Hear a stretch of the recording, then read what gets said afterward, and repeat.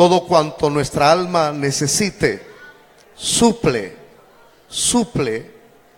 que haya más y más y más, Señor, de tu alimento hacia nuestra alma, que gime por ser alimentada, por poder desarrollarse, por poder crecer mucho más todavía, Señor. Coloco en tus manos la vida de todas las personas que están acá y de todos aquellos que habrán de oírnos a través de las redes sociales y habrán de ver este video. Bendice a cada familia en cualquier parte del mundo y en los departamentos donde hay personas que aprecian oír mensajes como estos, Señor. Agrega a tu iglesia a los que han de ser salvos y a la vez también extiende tu favor sobre aquellos que colocan sus peticiones y te hacen ver a ti sus diversas necesidades, las cuales de manera continua, Señor, muchos atravesamos mientras estamos en este cuerpo. En Cristo declaramos victoria, en Cristo declaramos que tu poder, Señor, habrá de moverse de una manera especial en medio de los tuyos. Es nuestra rogativa, en el nombre de Cristo te lo pedimos todo para la gloria tuya, Señor. Amén. Vamos a abrir nuestras Biblias y lo haremos en el Evangelio de Juan, capítulo 8. Juan, capítulo 8, el Evangelio.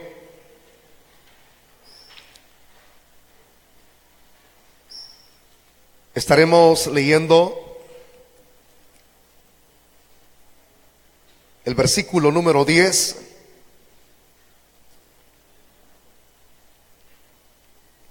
en adelante. Ahí donde yo corte, pues hasta ahí vamos a llegar. Alguien me decía en cierto momento, ¿por qué no leemos todo un capítulo, hermano, como en otros lugares lo hacen?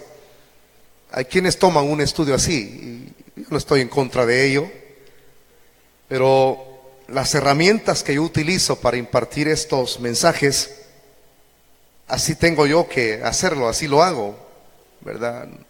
No es que haya negligencia de no querer estudiar.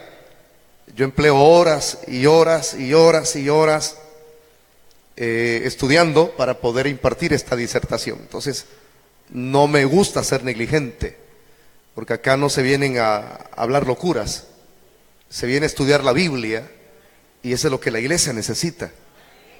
Así es que vamos a leer hasta el versículo 11, hasta ahí, el verso número 9 al 11, pero no vamos a leer todo el verso 9. Acuérdese que la semana anterior no explicamos las expresiones finales del verso 9. Entonces hoy quiero explicarlo, pero voy a leer todo el verso 9. Dice así: pero ellos, al oír esto, acusados por su conciencia, salían uno a uno, comenzando desde los más viejos hasta los postreros. Y dice las últimas expresiones del verso 9: y quedó solo Jesús y la mujer que estaba en medio.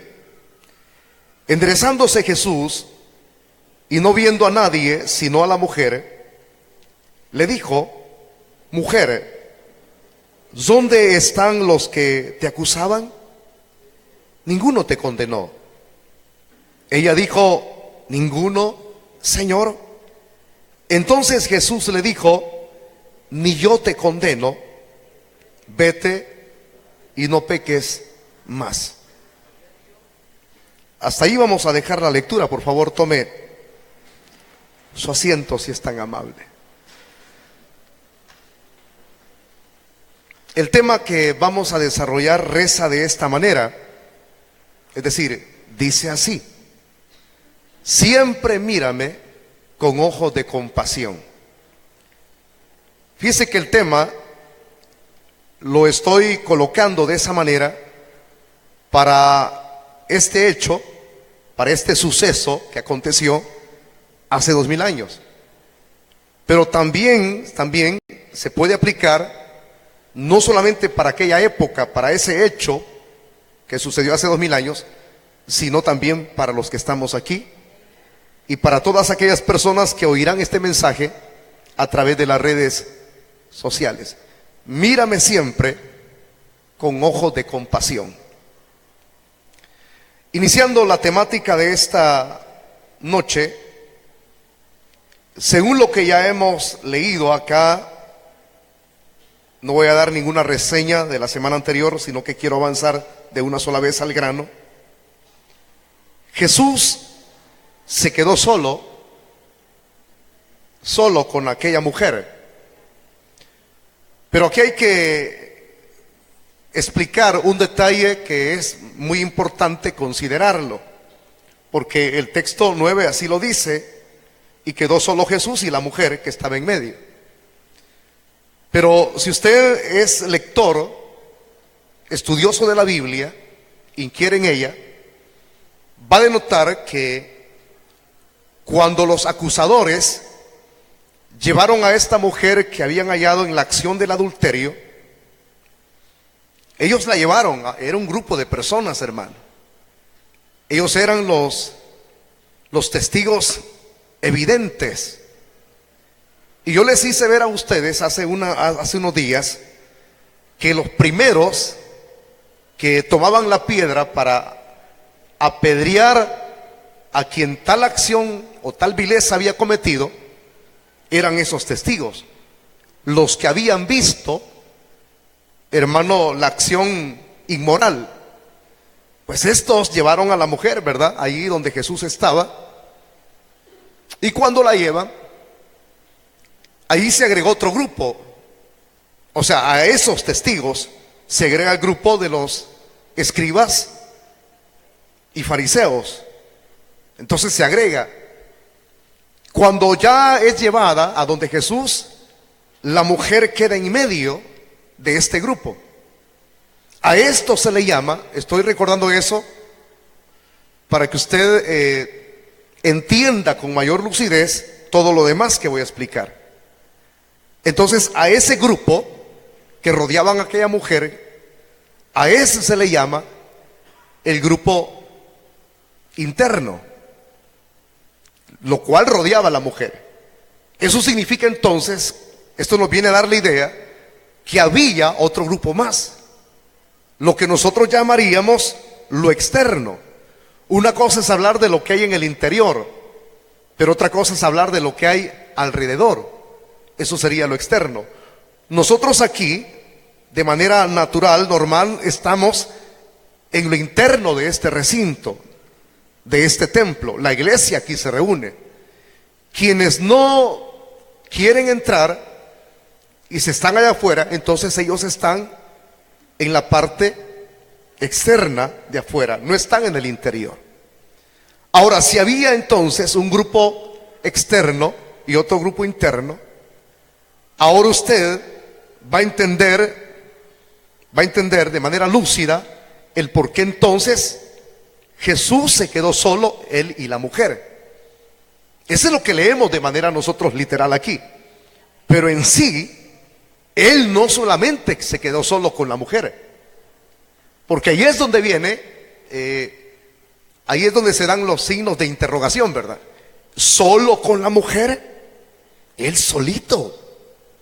Mire, de cualquier persona de las que estamos aquí, dudemos, porque cargamos una naturaleza corrupta, y esa la vamos a llevar hasta que partamos, mi hermano. O sea, de cualquier persona podemos dudar, porque alguien pudiera creerse muy espiritual y pueda esa persona, por creerse muy espiritual, él puede estarse confiando en sí mismo. Yo he enseñado en otras ocasiones acá, por eso les pido que agarren lo que aquí se les enseña, que no debemos de confiarnos de nosotros mismos, porque las personas más peligrosas, lo más peligroso que hay en este mundo somos nosotros. Pero como muchas veces no nos conocemos a nosotros mismos, nos confiamos. Y podemos decir, no, sí, hermano, yo cállese, ayuno, usted no sabe que ya llevo por el día número 40, sí, mucho puede ayunar. Pero mientras más usted esté metido en los ejercicios espirituales, más el diablo lo va a atacar. Lo haga o no lo haga.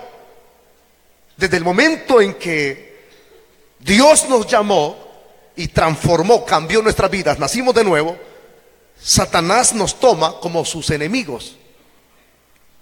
Y por eso es que la Biblia dice que Satanás anda como león rugiente, viendo a quién se devora. Entonces no podemos confiarnos. Se puede dudar, repito la frase, de cualquier persona. Pero cuando Jesús se queda solo aquí, y aunque hayan ese tipo de signos, no se puede dudar de él.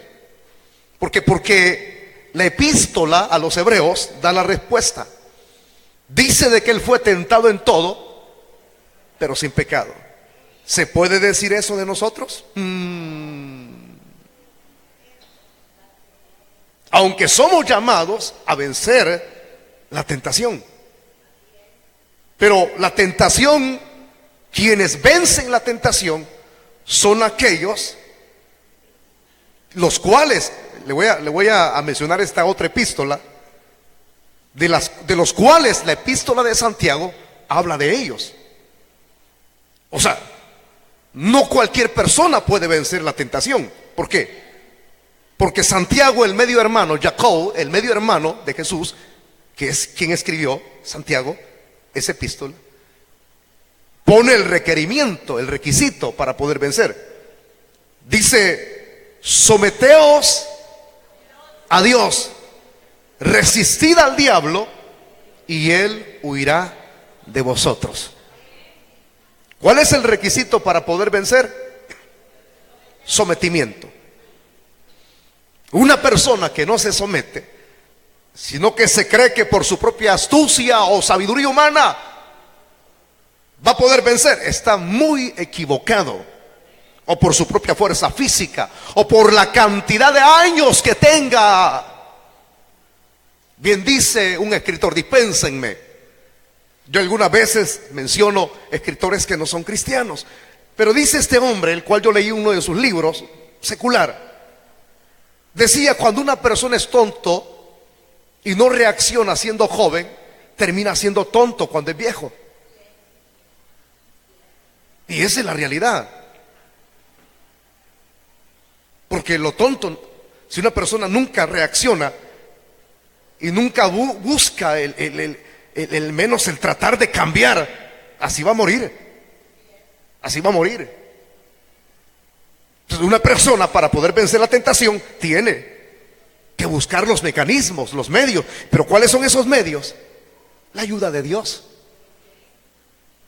Sométete a Dios, resiste al diablo, y te aseguro que él huirá de vosotros.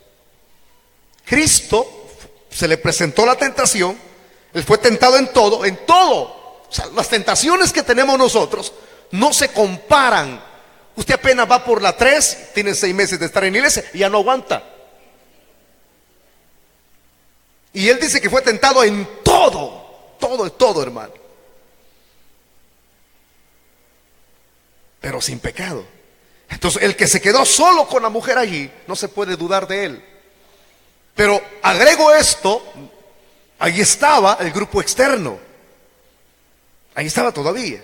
Es decir, el grupo externo es la multitud que ya había.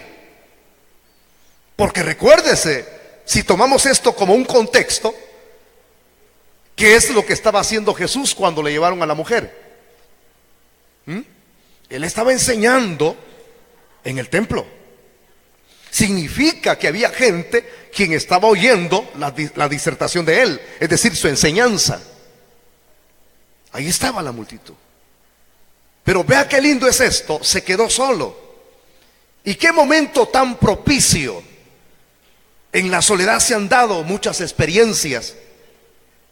En medio de la soledad, en medio del desierto, fue donde Moisés recibió el llamado de Dios en el monte Horeb, que es el mismo monte Sinaí, geográficamente hablando.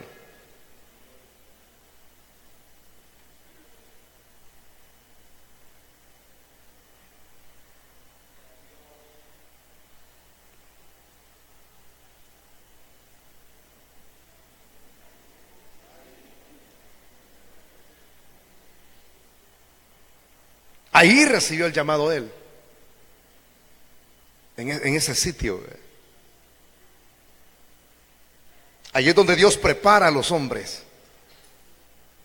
Ahí es donde él pule el metal, el instrumento. Esta mujer allí lo diríamos de esta manera: si él se quedó solo, había una multitud externa, se quedó solo con Jesús. Hay una pregunta que algunos hacen: ¿por qué se quedó sola con Jesús? O Jesús se quedó solo con la mujer, con la multitud externa alrededor todavía. ¿Dónde están los acusadores? Desde los más viejos hasta los demás jóvenes, ya no estaban aquí. Porque sus mismas conciencias, que esa fue la temática que desarrollamos la semana pasada, les incriminaba a ellos mismos. Comenzó a tocarlo. Ya le dije que el Señor no necesitó recriminarles o sacarles a la luz su pecado. La conciencia lo hace. La conciencia lo hace. Y ahora, por la misma conciencia que los martilló, les redarguyó, se fueron yendo. Dice otro comentarista bíblico que se fueron y ya no estaban allí porque habían perdido la batalla. Queriéndose ser listos, queriendo ser inteligentes, terminaron siendo tontos. Acuérdense que la palabra esa es fatuo, sin entendimiento. Queriendo avergonzarse, fueron avergonzados. Queriendo entrampar, ellos fueron los entrampados. Les salió el tiro, como decimos, por la culata. Ya no estaban. Los que habían o querían que se diese a conocer un dictamen, no hubo ningún fallo en ese instante de condenación, ¿verdad? Se fueron. Ellos estaban peor que esta mujer. Entonces, continuamos ahora con la explicación del versículo número 10. No vaya a cerrar su Biblia, por favor, hermanito. Vaya leyendo cada frase. Y dice el verso 10: enderezándose Jesús. Repite esa frase conmigo: enderezándose Jesús. ¿Qué significa eso? Enderezándose. Dice que es muy interesante ver esto. Aquí no se dice cuánto tiempo Jesús estuvo en esa posición de inclinación, porque él estaba inclinado. ¿Qué estaba haciendo? Escribiendo en el suelo. Dinos pues, le impulsaba. Ok, arroje la primera piedra el que esté sin pecado. Solo eso dijo. ¿Y qué pasó? La segunda vez que hizo, siguió escribiendo. O sea que en esa misma posición, por segunda vez, así estaba cuando uno por uno se fue marchando. Alguien preguntaría: ¿se dio cuenta cuando ellos se fueron? Si Él lo conoce todo. Él puede estar lejos en una montaña aunque estuviera escribiendo y ellos abajo. Él lo conoce todo. O sea que en esa posición estaba. Pero no se dice cuánto tiempo estuvo así nuestro Señor, escribiendo en tierra por segunda vez. Pero es probable que hayan sido varios minutos, ¿verdad? Pero estando en esa posición, dice el verso número 10, enderezándose Jesús y no viendo a nadie. Esa frase, no viendo a nadie. Entonces no veía a nadie. ¿A qué se refiere cuando dice no viendo a nadie? Se refiere al grupo. ¿Pero cuál grupo? Le pregunta a usted. Al interno, correcto. No viendo a nadie, no viendo al grupo. que había llegado a ese lugar para acusar a la mujer, y allá venían algunos que la habían encontrado en la misma acción. Entonces ahora vio que no había nadie quien interrumpiera en ese instante, ¿verdad? Al principio se lo hicieron por llevarle a la mujer, interrumpieron su enseñanza, pero ahora ya no había nadie. Aquello estaba, no había bulla, no había bullicio, estaba en silencio. Entonces, como había silencio, la única que estaba cerquita era la mujer, porque así dice la frase: y no viendo a nadie sino a la mujer. Allí estaba ella. Solo quedaba, de todas esas personas que habían llegado y estaban ahí internamente, solo quedaba la acusada. Solo la acusada. No le tocaron un cabello mientras la llevaron ahí, claro, a saber si la han de haber golpeado cuando la traían. Pero nadie le había tocado un cabello. Qué lindo. Imagínense, ella a un rincón, y Jesús de repente levanta su rostro y no hay nadie, más que solamente había la mujer. Esto es muy interesante, hermano. Cuando él voltea a ver a la mujer, ¿qué tipo de mirada le habrá hecho Jesús a esa mujer? Quiero que analicemos eso, porque ahí implica el desarrollo del tema. Ya estamos en el desarrollo. ¿Qué tipo de mirada Jesús le hizo a aquella mujer? Analice. Vamos a analizar dos cosas: el tipo de mirada que le habían hecho al principio cuando la llevaron sus acusadores. ¿Qué tipo de mirada le hicieron estos tipos a ella? ¿Y qué tipo de mirada le hizo Jesús a ella? ¿Habrá de haber alguna diferencia entre esas dos acciones?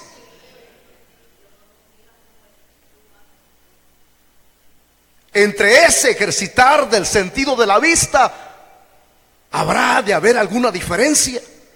Sí, una cosa es que los hombres te miren y te juzguen y te condenen, pero otra cosa es que Jesús te vea,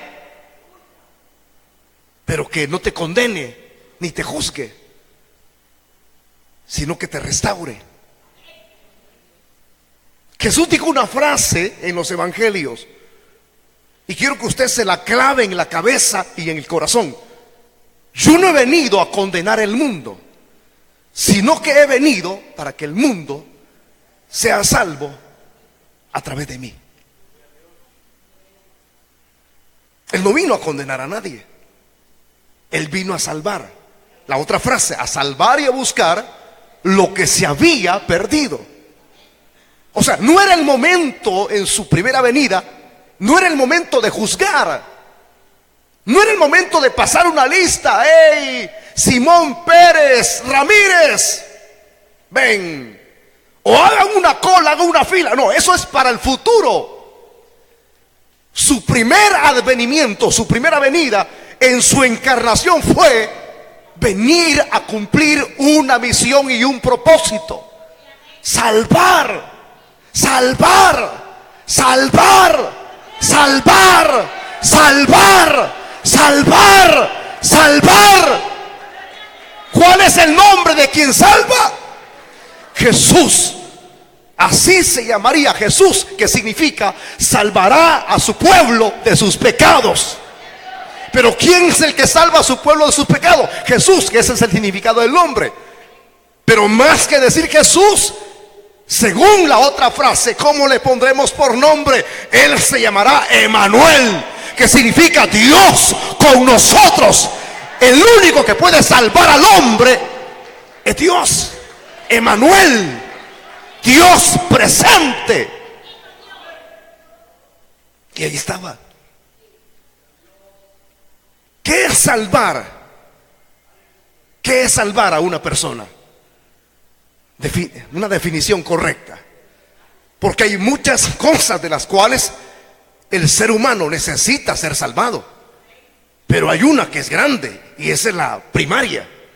Es decir, la más necesaria de entre todas las cosas que el hombre necesita salvación. Porque si yo pregunto aquí en esta noche, ¿Cuántos tienen deudas materiales? Yo soy el primero. Si yo le dijera a usted, ¿usted quiere salvación a esa deuda? ¿Quién no quiere, hermano? ¿Quién no quisiera encontrar un pariente cercano, verdad? Así como vos, que te redima. Pero ahí tenemos el pariente cercano, a Jesús. O sea, no en el sentido material, pero Él puede hacerlo. Si no estoy presentando el sentido primario, el más fuerte, del que sí más necesitamos todos los seres humanos. Jesús te puede salvar de una enfermedad incurable. Jesús te puede salvar de una amenaza. Te puede salvar. Pero la primaria es la más fuerte. ¿Quién puede salvar al hombre de la condenación eterna? ¿Quién puede salvar al hombre de ir al infierno?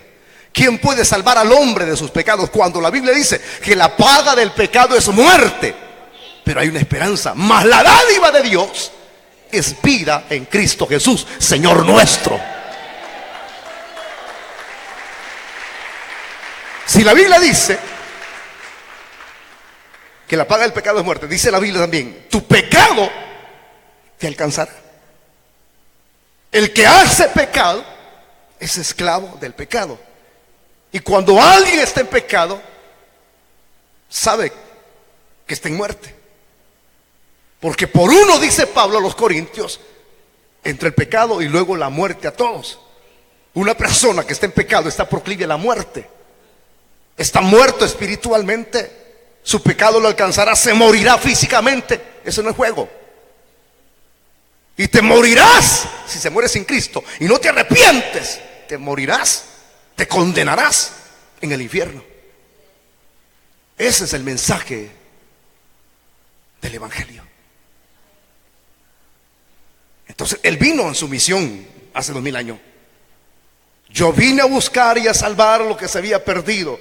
Él se juntaba con pecadores, con publicanos, con lo peor, con los parias, con la podridumbre de la sociedad. Él no vino a juntarse con los sanos. Él vino a los enfermos, porque los que están sanos no necesitan de médico. Él vino a la putrefacción. Él vino a la llaga podrida, porque somos los que necesitamos de Él. Por eso es que en el monte de las bienaventuranzas el Señor dijo estas expresiones: bienaventurados los pobres en espíritu. Y eso éramos y seguimos siendo nosotros. ¿Cuántos son pobres en el espíritu acá? Levante su mano. Diga estas palabras con su mano levantada: Señor, aunque el año 2017 vaya terminando, yo necesito de ti. Y si viene el año 2018, seguiré necesitando de ti, Señor. ¡Aleluya! Somos necesitados porque tenemos hambre. Y la promesa es que de los tales es el reino de los cielos. Él vino a salvar, no vino a condenar a nadie. Y vamos a dar cátedra, vamos a dar muestra si lo que yo estoy mencionando antes de examinar profundamente el texto es realidad. Porque es la realidad, mano. Ese ser, ese personaje que vino hace 2000 años, hombre, Juan escribió de él. No solamente acá en el Evangelio, sino que escribió en sus epístolas juaninas. Y dice así, reza así: en esto Dios muestra su amor, en que siendo aún pecadores, Cristo murió por nosotros. Era un amor tan grande. Veámoslo en el aspecto práctico. Cuando estás solo con la mujer, le hace una mirada, porque hay miradas que matan, hay miradas que te ajustician. Aunque alguien te diga: bienvenido, hermano, ya te mató. Porque hay gente que dice: allá viene, ve, parémonos aquí para la bienvenida. para que sienta vergüenza. Bienvenida, hermana, hipócrita. Porque la mirada se echa de ver cuando tú estás dando a entender lo que sientes por esa persona o lo que no sientes. Porque la Biblia dice que los ojos, nuestros ojos, son las ventanas del alma. Hay gente hipócrita. Con una mirada te matan, con una mirada te hacen retroceder. No hace falta decir una expresión verbal, oral, que emane de tus labios. Hay miradas de tristeza, hay miradas de resentimiento, hay miradas que las mujeres hacen de celo. Me vas a quitar el marido. Hasta se le salen las grandes pepas. Y hay hombres que son celosos cuando ven que a su esposa se la están cuenteando. Así le hacen. Miradas de advertencia. Pero aquí era una mirada distinta a la de aquellos tipos. Odio contra ella, la venían empujando. Pero ahora que ellos no están, el que sí puede tener la capacidad de cortarle la vida, de juzgarla, de condenarla, es el que no lo hace. Y ahí está. Oh, hermano, yo siento una gloria tremenda de Dios aquí, una presencia fuerte del Señor. Él está aquí en esta noche, Jesús está aquí. No sé si usted puede sentirlo. Nos está haciendo una mirada de las miradas más preciosas que hay. Aquí está el Señor, yo siento su presencia, hermano.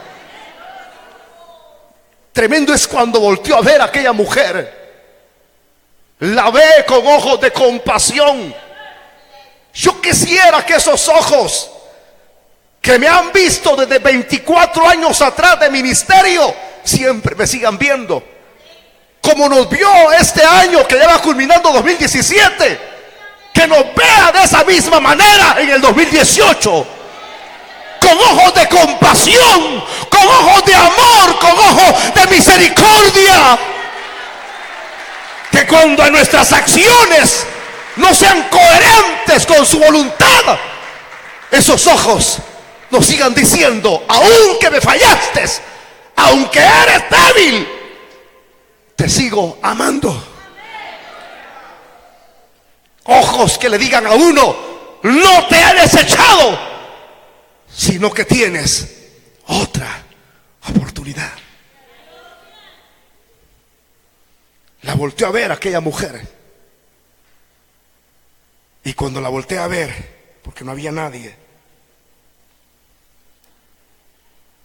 le dijo a la mujer: ¿dónde están los que te acusaban? Está leyendo conmigo, ¿verdad? ¿Dónde están los que te acusaban? Le pregunta. ¿Ninguno te condenó? ¿Dónde están? Se fueron.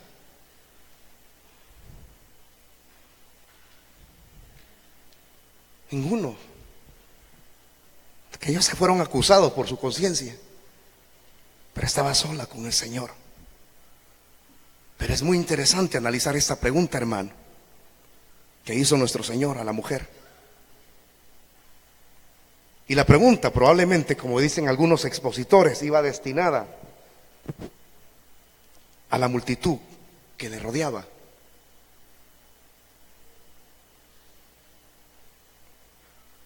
Y si la multitud que le rodeaba podía oír esa voz, esto debía de ser como dice un escritor, como debería de haber un advertir, una advertencia por la pregunta y a la vez también por la respuesta, que toda la acusación que aquellos hombres habían llevado había caído por tierra.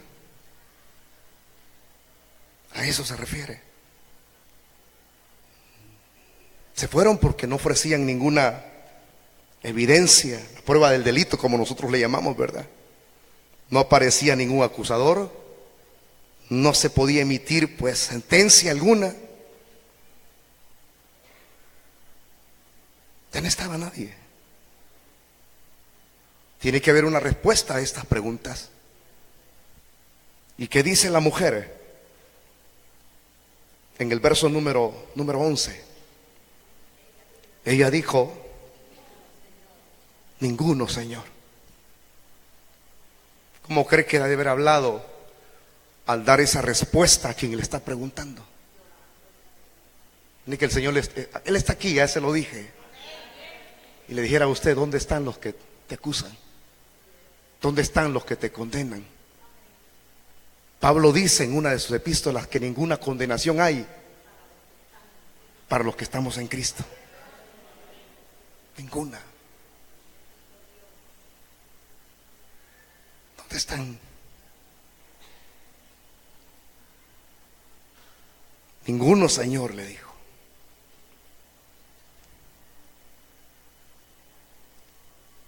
Si usted es observativo, al responderle al Señor,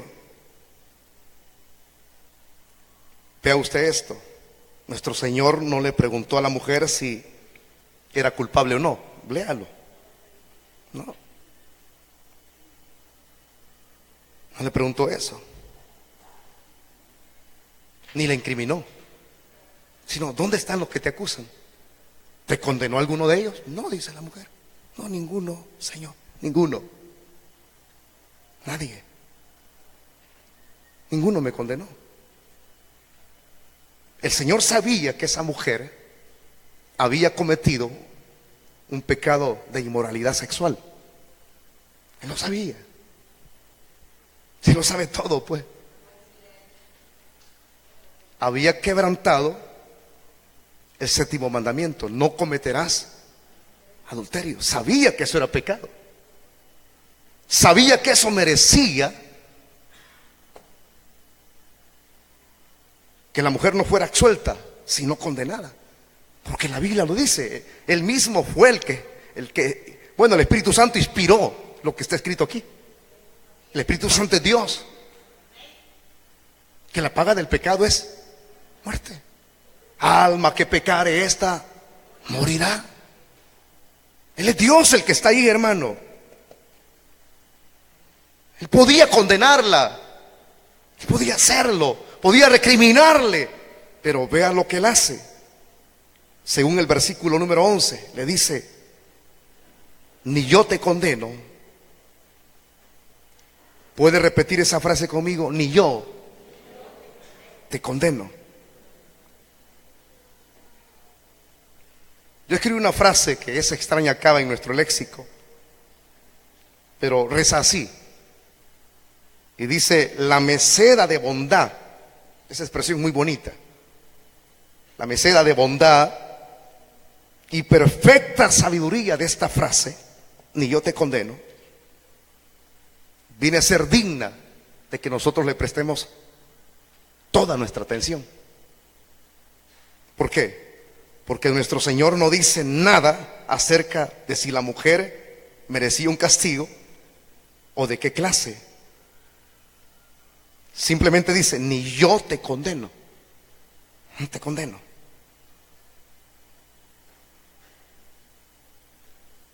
Fíjese que esa palabra, más adelante la voy a decir en el hebreo, en el griego, perdón. El imperativo de una expresión que aparece ahí en lo que voy a seguir explicando.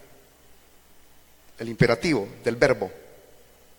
Aquí no lo voy a aplicar todavía. No peques más.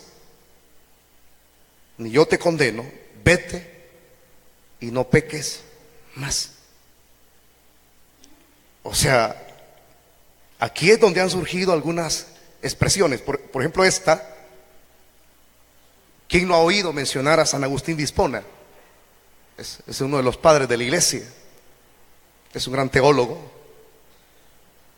un reconocido teólogo. Decía estas frases: lo que sucede aquí cuando Cristo le dice ni yo te condeno, ¿por qué de la absolución? Si es meritorio que ahora le dé la paga por el pecado, la juzgue, pero ¿por qué no lo hace? La respuesta la da este señor. Dice así, San Agustín de Hipona: lo que sucede es que Dios aborrece el pecado. Aborrece, odia. Dios odia el pecado.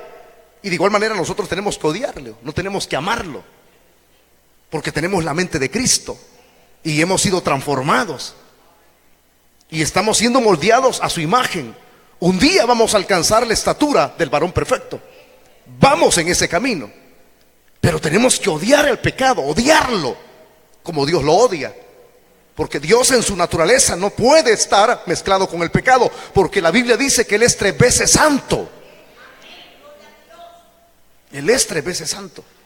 Entonces, ¿por qué aquí la absuelve? Según la comprensibilidad en el texto. Ni yo te condeno, la está absolviendo. Pero ha pecado, ha fallado, ha cometido inmoralidad sexual. Pero como lo que este señor dice, va, Dios aborrece el pecado. Aborrece el pecado. Dios no condena al ser humano, sino condena el pecado. Y aquí es lo que está haciendo. La acción que ella cometió es digna de condenación. Es digna de ser aborrecida. Pero cuando se trata de mostrar un arrepentimiento genuino y un corresponder hacia las nuevas oportunidades que Dios nos da, Él sabe que eso sucederá. Y es cuando uno puede oír frases como estas: ni yo te condeno. Así como usted lo está oyendo.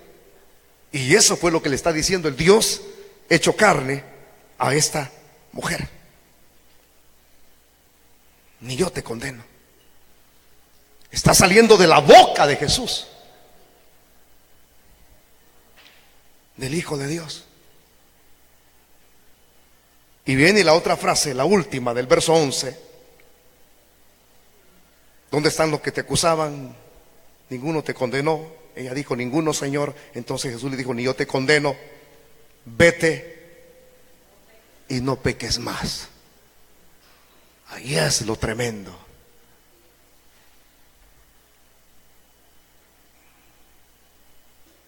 Vete y no peques más.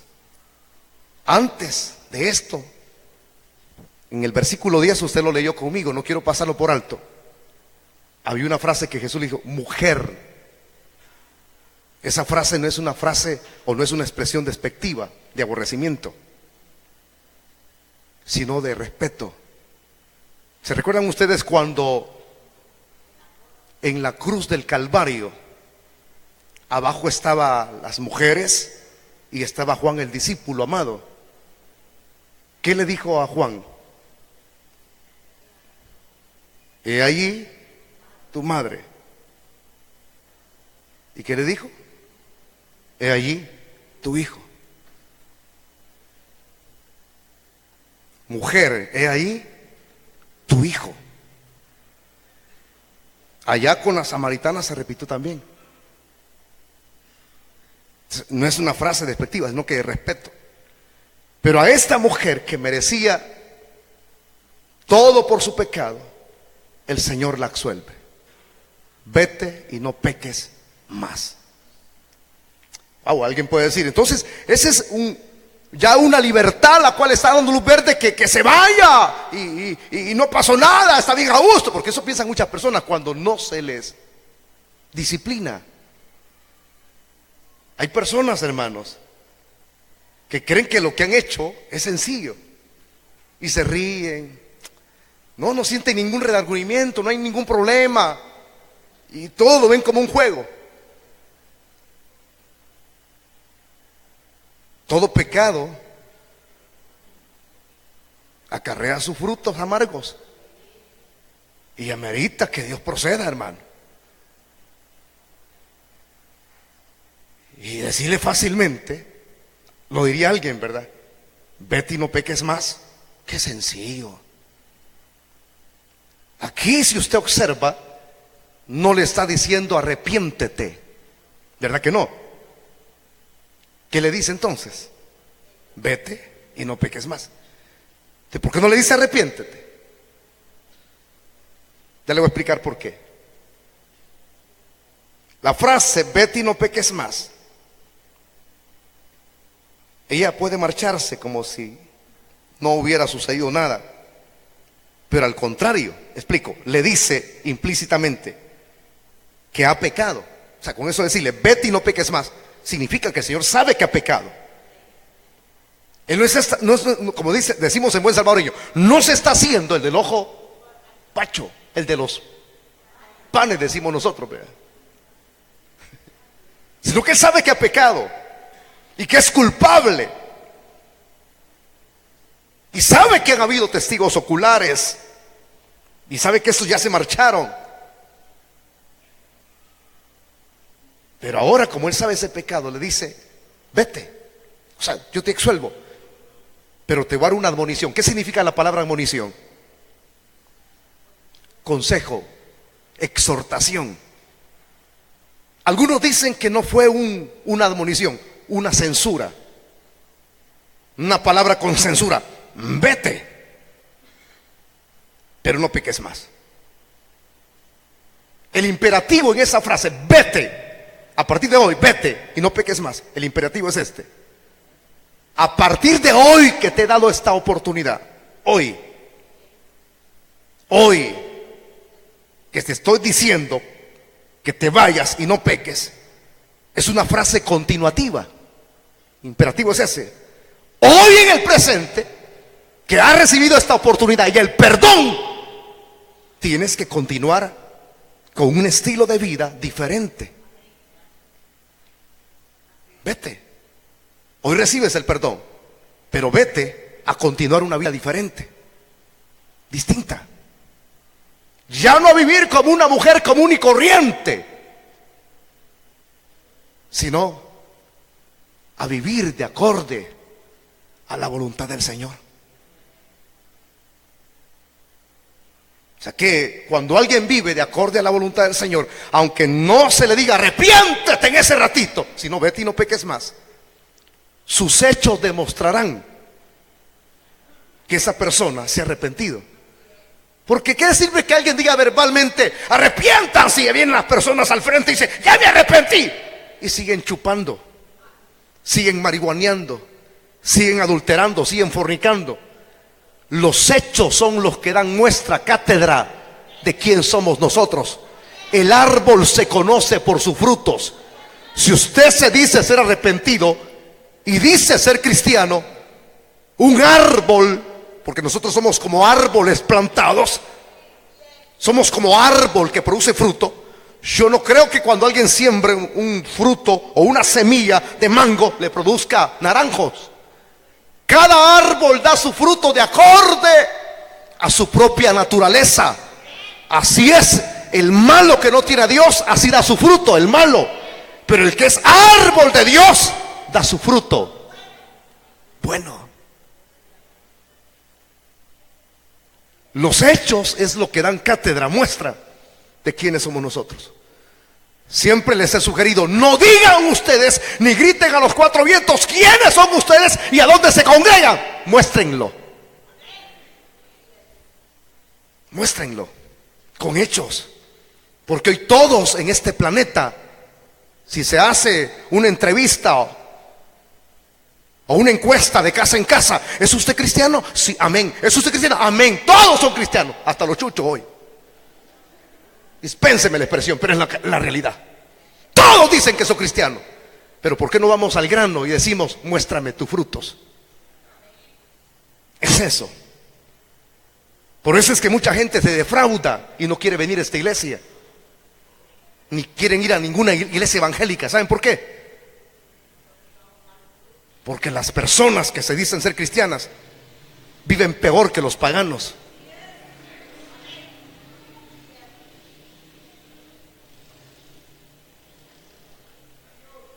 Al principio usted estaba bien contentito, ¿verdad? ¿Por qué se ha quedado mudo? Más que decir lo que usted dice decir con su boca, vívalo. Vete y no peques más. Puede marcharse y no la va a castigar. Es que Él vino a buscar, no vino a juzgar, Él vino a perdonar. Vete a partir de hoy, pero continúa. Ya no continúes haciendo el pecado. Escribí unas frases y quiero leérselas. Lo he dejado reservado para última hora. Y dice así: Jesús no repudió a esta mujer ni la condenó como como indigna del reino. Pero aquí hay un hecho que debemos de resaltar. Si no la condenó ni la repudió, aún siendo indigna, es porque en él hay perdón. O sea, sin Cristo nadie tiene perdón. Vete y no peques más es perdón. Y el único que puede perdonar los pecados de los hombres se llama Dios. O sea que esta mujer cayó en buen lugar, hermano. Todo aquel que cae en las manos de Dios, sepa que si ha fallado, adúltero puede ser, adúltera puede ser, aunque no lo haga de manera física, pero con solo codiciar ya está. Pero si está aquí, está en las manos de Jesús. Adúltero, adúltera, ladrón, asesino, quien sea, si está en un lugar cerca de donde está Jesús, Él está en todas partes, significa que hay esperanza para usted. Yo veo a aquella mujer alejándose con aquella palabra: vete y no peques más. ¿Cómo la ve usted? La veo distinta. Y no se vayan a reír por lo que yo voy a hacer ahorita. Cuando alguien viene al evangelio, viene cargado, viene con problemas, que creen que aquí hay una varita mágica y que las repercusiones no le van a venir. Señores, todo adulterio, toda fornicación, todo pecado que los hombres hayan hecho, hay perdón, hay limpieza, pero las repercusiones nadie se las sacude. Pero cuando venimos tan amolados, mano, cargados, venimos feos, porque todo aquel que anda en pecado es horrible, es un monstruo. El que anda en pecado es un monstruo. Aunque se peine, aunque se eche jabón 2, aunque se eche champú, ego, aunque se vista como se vista, el que es mona, aunque se vista de seda, mona se queda. Pero el que se le ha sido aplicada la sangre de Cristo y ha venido arrepentido buscando al Dios Todopoderoso y encuentra perdón en Él, físicamente puede ser feíto, pero la gracia lo hace hermoso, diferente y máximo. Vení, que todo hecho leña venimos cuando encontramos la mirada de Él, ¿verdad? Porque algunos así, todo, hasta flojos, todos violados vienen. Sí, todos violados. Hay gente que anda bola y son violados, hermano. Ya les gustó estos. Y el que se ha corrompido en el pecado, mujer tras mujer, también ya no termina. Ese termina siendo homosexual. Porque ya no le bastó con su esposa, cambia otra y otra. Y así son las mujeres, también cambian de marido, terminan siendo gallo gallinas.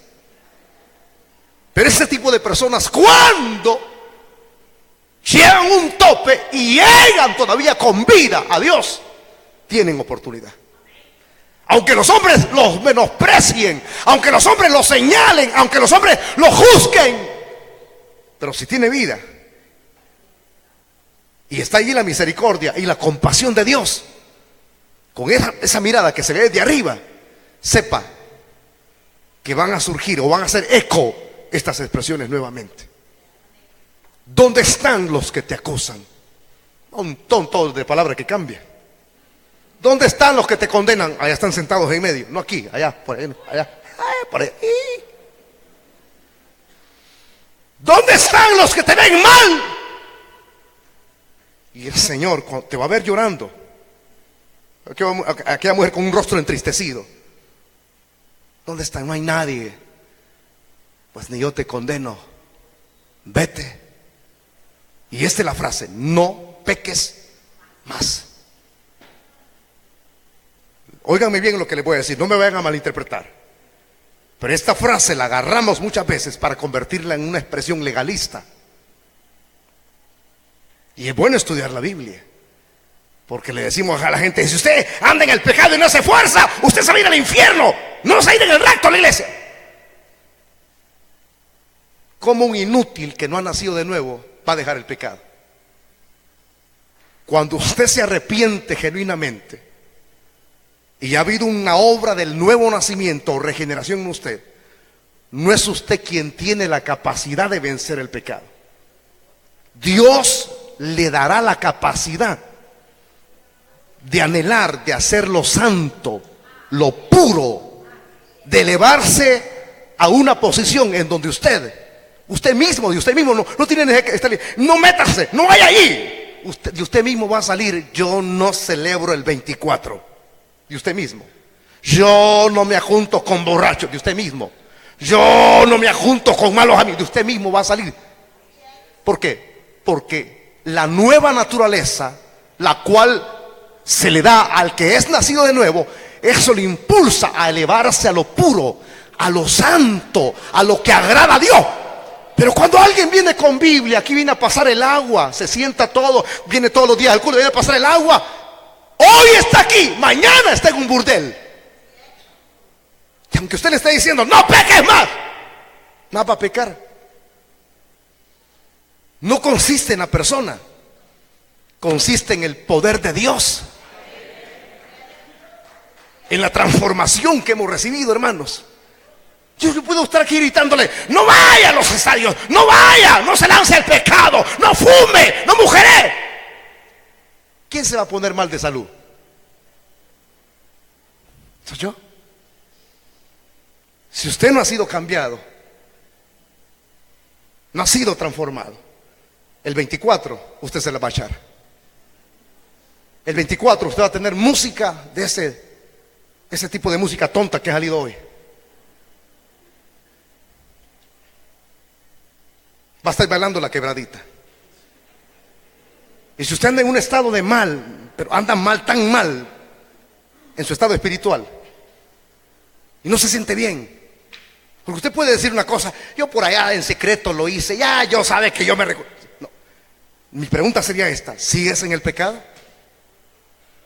Estoy intentando. No, aquí no se trata de intentar, se trata de que el pecado ya no ejerza dominio sobre tu vida.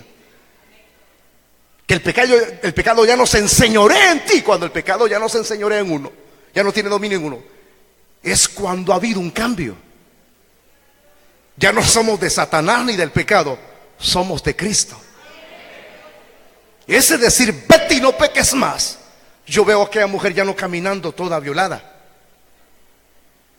Veo a aquella mujer caminando sin cargas, libre, porque solamente Cristo puede libertar y romper las cadenas del pecado que subyugan la vida de una persona. La veo libre, la veo alegre, la veo sonriendo como los cristianos de la palabra que cambia. Porque cuando uno es libre del pecado, de las ataduras del pecado, de la esclavitud del pecado, uno tiene gozo y paz en el corazón. Uno adora y dice: gloria a Dios. Uno bendice, uno sirve. Por eso es que la Biblia dice: si el Hijo os libertare, seréis verdaderamente libres. Les pregunto algo y termino ya. Digan gloria a Dios los que hemos sido libres. Porque el que está atado todavía no puede ni abrir ni la boca, porque es una momia. Si yo le digo a un atado el pecado, a uno que está enseñoreándose el pecado en él: diga gloria a Dios, diga aleluya, huya, diga amén, menso. Pero debe haber un genuino: gloria a Dios, aleluya, alabanza sean al Cordero. Si somos libres, no vivamos para el pecado. Vete y no peques más. Ya no. Dios, óigame bien, aquellos que están atados todos, si tú te conviertes, porque una cosa es arrepentido y otra cosa es conversión. Pedro decía: arrepentidos y convertidos. Si no eres eso, convertido, entonces no vienen tiempos de refrigerio para tu vida.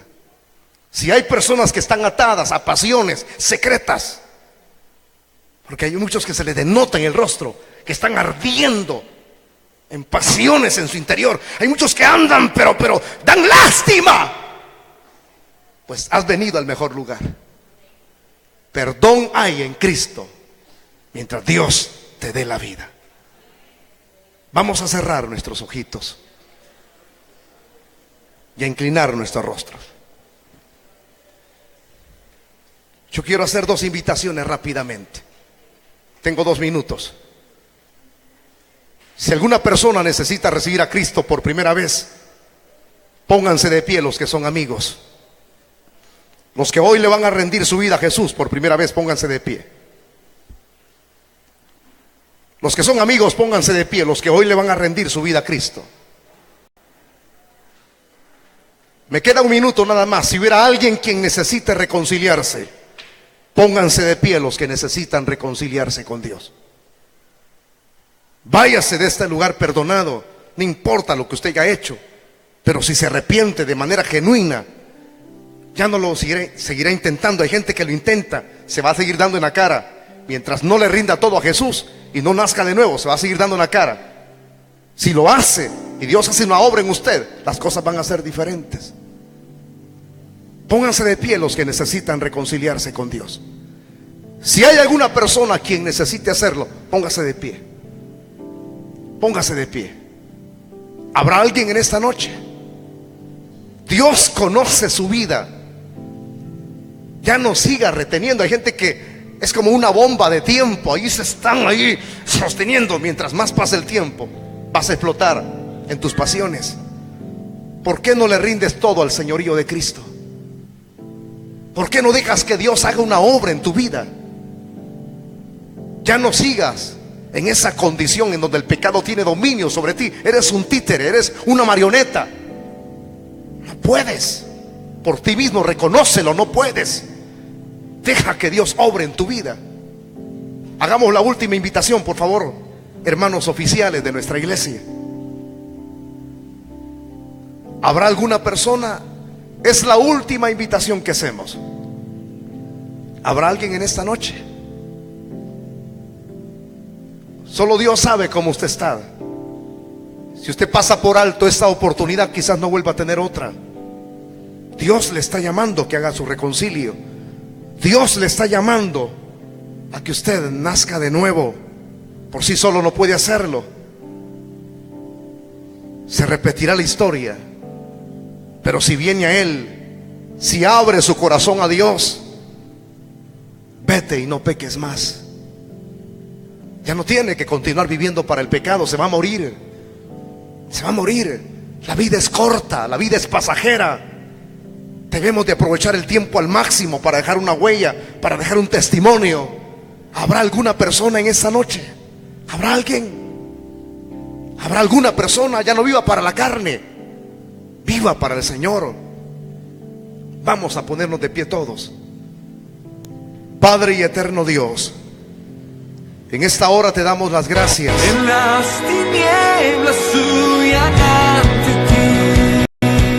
Ministerios Asociados, la palabra que cambia, internacional, presentó la poderosa palabra de salvación. Él venció la muerte y vive para siempre.